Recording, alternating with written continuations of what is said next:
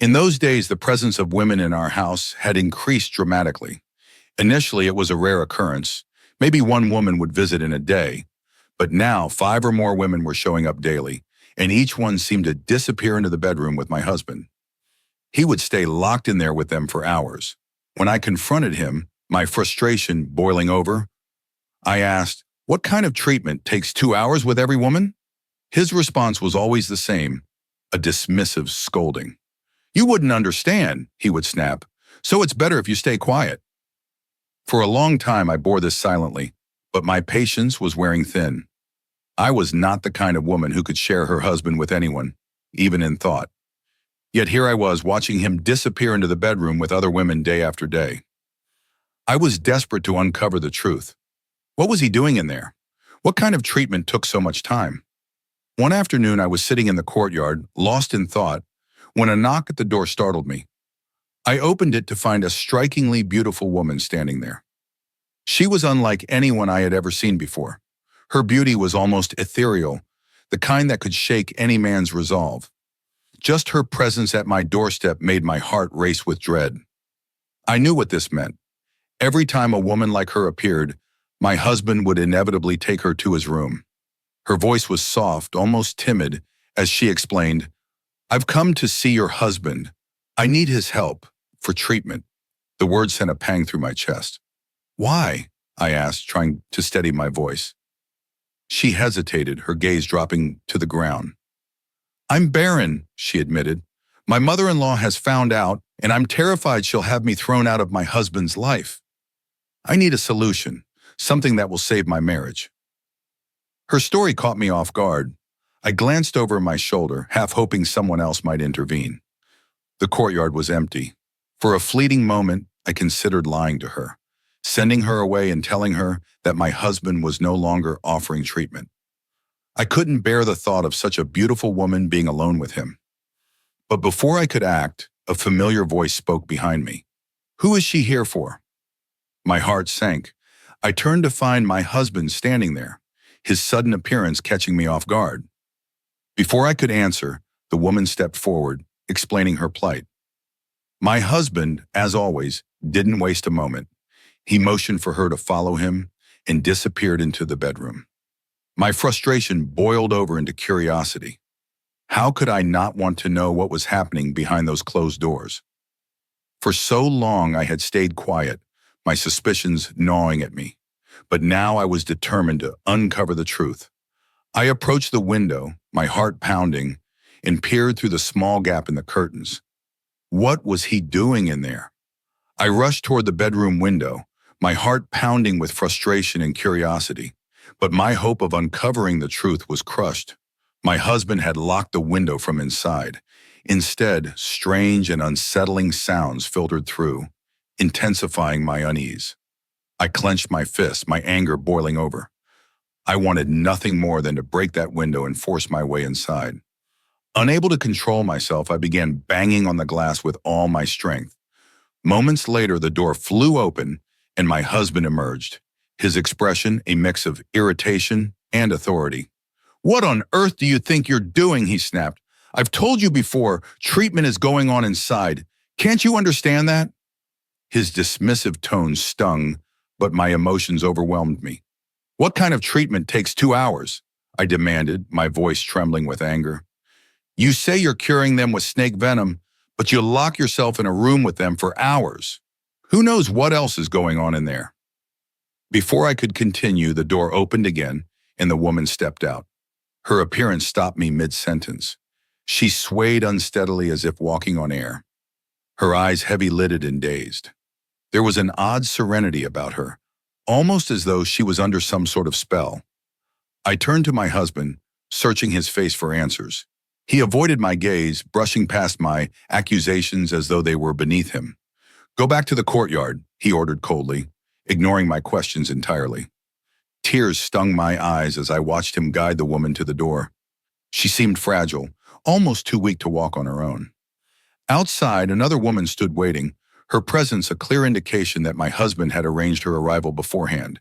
He handed the swaying woman over to her companion, exchanged a few words, and returned inside. His demeanor had shifted entirely. His face now bore the same serene smile he usually reserved for moments of intimacy with me. The sight of it sent my mind spiraling into a frenzy of confusion and pain.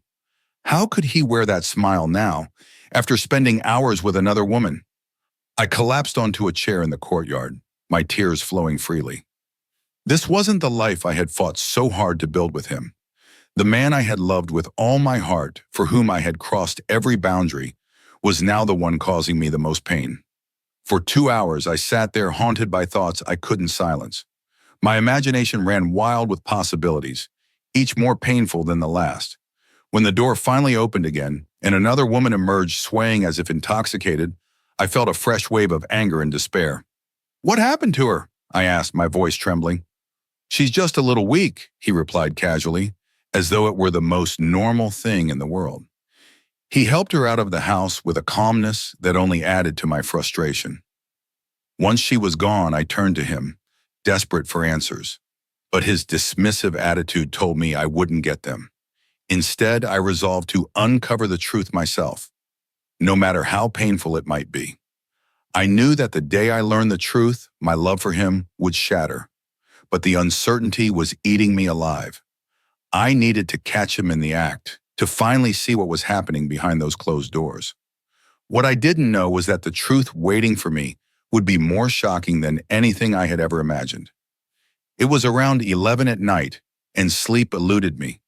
The questions in my mind refused to quiet down, leaving me restless and uneasy. I got up from the bed and wandered outside, the cool night air doing little to soothe my troubled thoughts. On a whim, I climbed the stairs to the roof. The stillness of the night surrounded me, broken only by the occasional rustle of the wind. I had barely been there a few minutes when I heard my name being called. I turned, startled, and saw Chandni standing at the edge of the roof. Chandni was my neighbor and one of my closest friends. Her unexpected presence both comforted and puzzled me. "Chandni," I called out, walking toward her. "What are you doing here at this hour?" Her face was illuminated by the moonlight, her expression unreadable. "I needed to talk to you," she said softly. "Something's been bothering me, and I think you need to know about it." Her words sent a chill down my spine. What could she possibly know, and why did she look so grave? I stepped closer, my curiosity tinged with fear. "Tell me," I said, my voice barely above a whisper. "What's going on?" At this hour of the night, seeing Chandni awake startled me. I asked her why she wasn't asleep, and her response made my curiosity peak. "Be thankful that I'm awake," she said softly. "If I wasn't, how would I be able to tell you such important news?" Her words instantly caught my attention. "What news?" I asked, leaning closer, my heart already racing.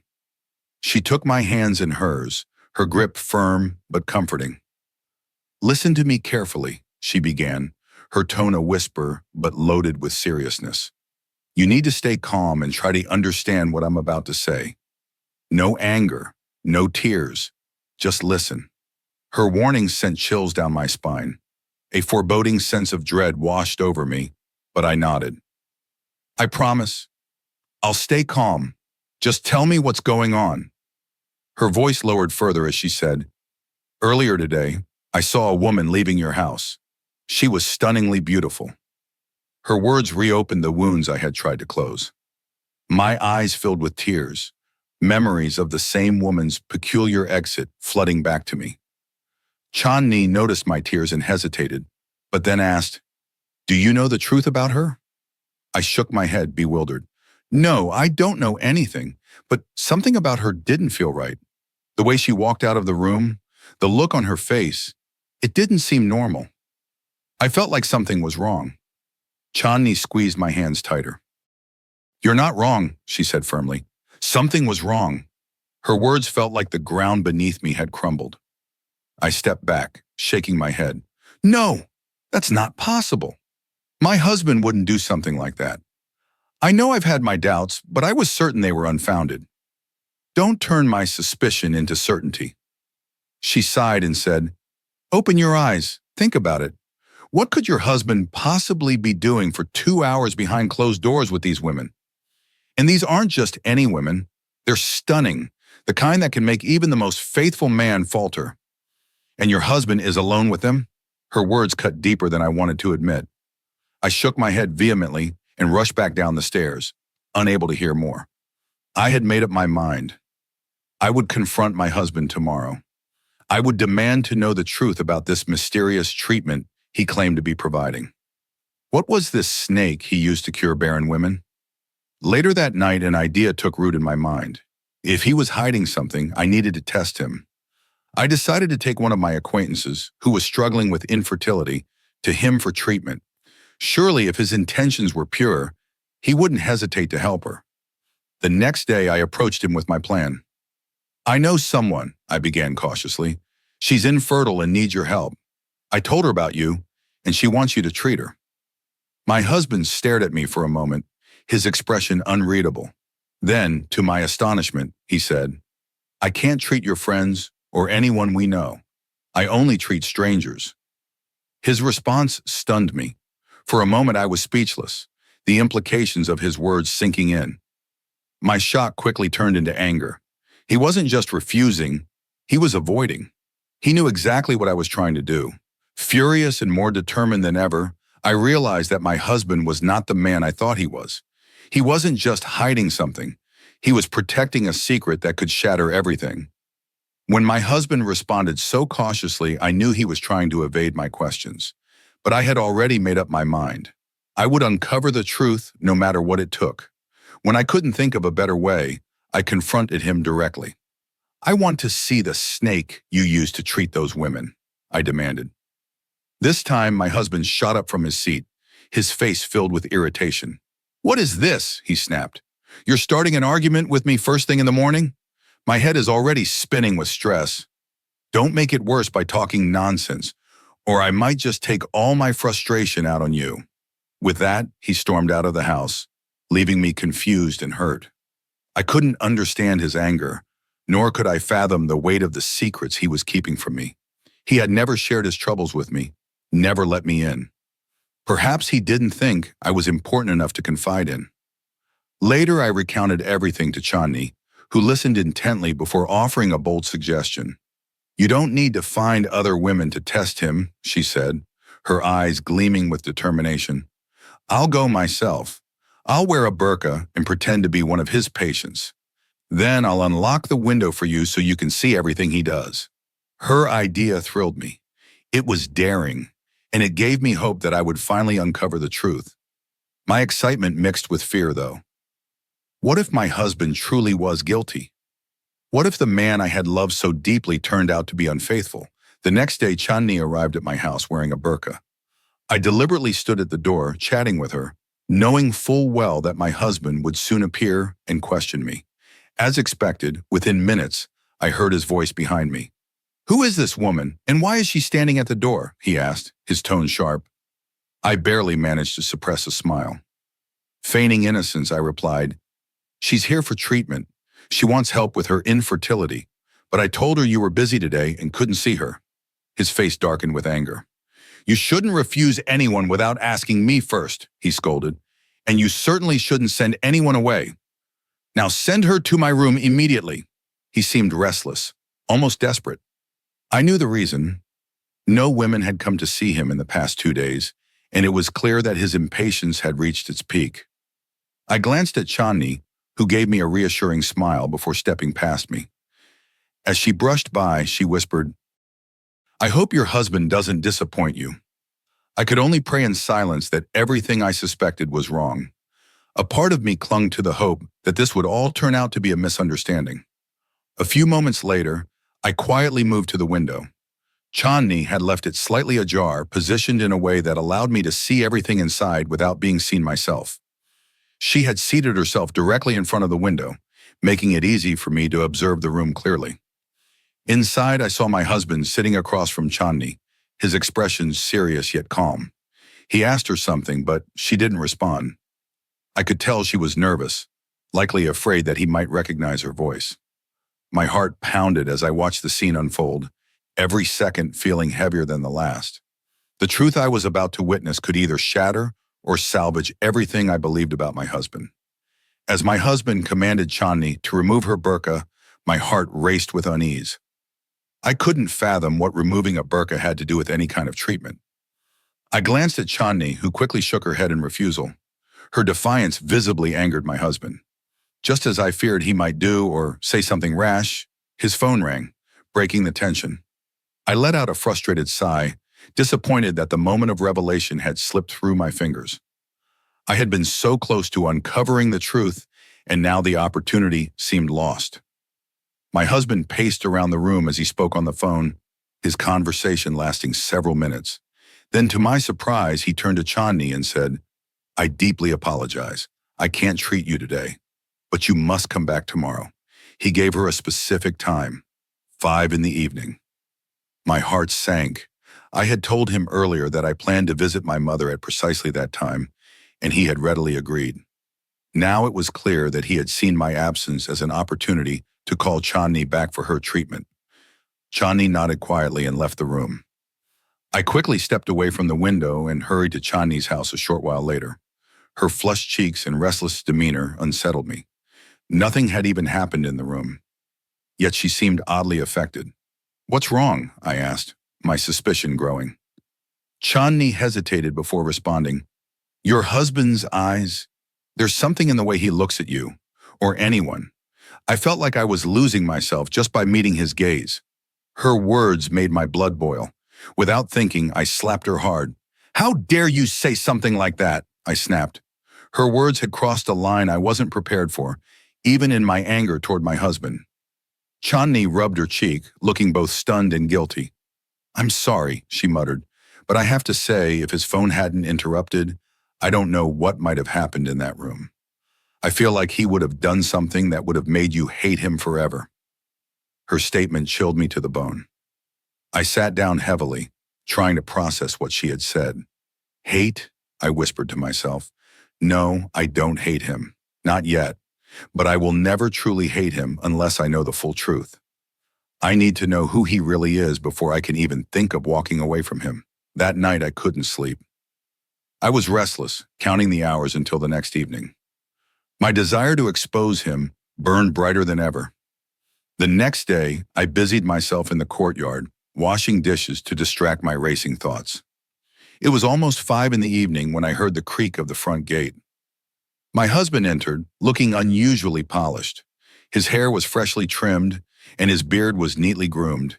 He was dressed impeccably, radiating charm in a way that sent alarm bells ringing in my head. It all made sense now. His preparation, his insistence on my visit to my mother's house. He had planned everything meticulously to ensure I wouldn't be home when Chandni returned. He froze when he saw me sitting in the courtyard. For a moment, his mouth hung open, and he stared at me in disbelief. Clearly, he hadn't expected me to be there. "When are you leaving for your mother's house?" he asked, trying to mask his nervousness with an air of casual curiosity. His impatience made me want to laugh and scream at the same time. Suppressing both, I replied, "I'm not going today." My response made him visibly uneasy. "But your mother called several times earlier," he stammered, attempting to sound concerned. "She said she misses you and would love for you to visit. You should go see her. It would make her happy." His desperate attempts to get me out of the house were almost amusing. But they also fueled my anger. I stared at him, my resolve hardening. I wasn't going anywhere until I knew the truth. I knew I had to uncover why my husband was acting this way. I needed to get to the truth. With a calm tone, I reassured him, "All right, don't worry. I'll leave tonight to visit my mother." But he interrupted me sharply. "I can't allow you to go at night. It's better you leave now and come back after meeting her." His insistence was almost forceful, and it was clear he was desperate to get me out of the house. Pretending to agree, I said, "Fine, I'll go now." I walked into the bedroom, grabbed my bag, and left the house. He looked visibly relieved, likely convinced I had truly left. Instead of heading to my mother's house, I went straight to Chandni's. After dressing her up carefully, I sent her to my home, fully prepared to confront whatever awaited us. Shortly after, I returned quietly and went to the back of the house. There, I positioned myself near the window Chandni had left slightly ajar. From there, I could see everything clearly. Inside, my husband sat restlessly on a chair, rubbing his hands together as if struggling with some internal conflict. Opposite him sat Chandni, her posture calm but alert. Her words from the previous day played in my mind, making me nervous. What if she gave in to his advances? But I reminded myself of her promise. Despite her impulsive nature, she was loyal and had vowed to help me. A few tense moments passed before my husband stood up. His voice quivered as he commanded Chandni to remove her burqa. Chandni, with a firm shake of her head, refused. Frustrated, he stepped closer and tried to remove it himself. Chandni recoiled, attempting to keep her distance, but my husband was growing more forceful. Watching this, my worst fears were confirmed. This man, my husband, was not who I thought he was. His actions left no room for doubt. He was deceitful, manipulative, and driven by desires I could no longer ignore. Realizing that she wouldn't comply willingly, my husband picked up a glass filled with the special drink he often had me prepare for him. I recognized it immediately. It was the same drink he consumed whenever he was overwhelmed with stress. It put him into a deep sleep, leaving him dazed even after waking. Suddenly, the image of the swaying woman from days earlier flashed in my mind. Everything began to fall into place. He must have drugged her with this very drink. The realization of his deceit filled me with anger and disgust. He handed the glass to Chandni and urged her to drink it, his tone soft but insistent. Chandni hesitated, her hands trembling, as she took the glass. Then my husband motioned for her to lie down. The scene was unbearable, and I felt my heart breaking as I watched his betrayal unfold. Just as he leaned closer, Chandni removed her veil. The sight of her uncovered face left my husband frozen, his expression shifting from confusion to shock. At the same moment, I began banging on the window loudly, my rage exploding in a way I could no longer contain. I had uncovered the truth about my husband, and it filled me with a deep, seething hatred. When he saw both Chandni and me standing there, he panicked, stammering, "I was only treating her, that's all." But his words meant nothing. I stormed into the room and searched every corner, looking for the infamous snake he claimed to use in his treatments. There was no snake. Instead, I found sedatives and tools meant for inflicting harm, not healing. It was undeniable now. He had been lying to everyone. Enraged, I confronted him and issued a stern warning. "Stop this disgusting behavior immediately, or I'll make sure you regret it." For a moment, he looked unsettled, but it didn't take long for him to show his true colors again.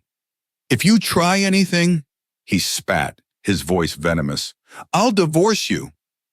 The days that followed were unbearable. My hatred for him grew stronger with every passing moment. Staying under the same roof as him felt like torture.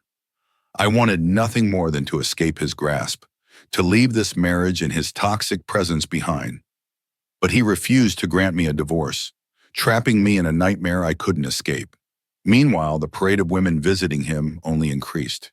Innocent women, desperate for help, came to him hoping for cures.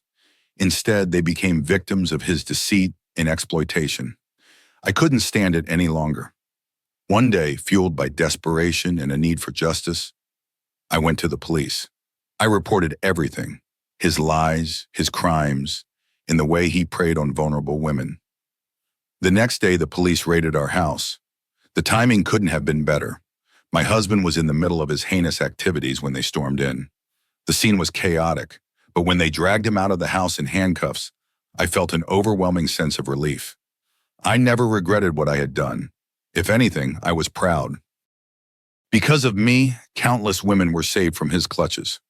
My own life, too, was finally free of his toxic shadow. People say that those who do evil eventually face the consequences of their actions, and my husband was no exception. Had I stayed silent, who knows how many more lives he would have ruined. It took courage, but my decision to act not only ended his reign of manipulation, but also allowed me to breathe freely for the first time in years. The pain and misery he caused me were over, and now I could finally look forward to a life of peace.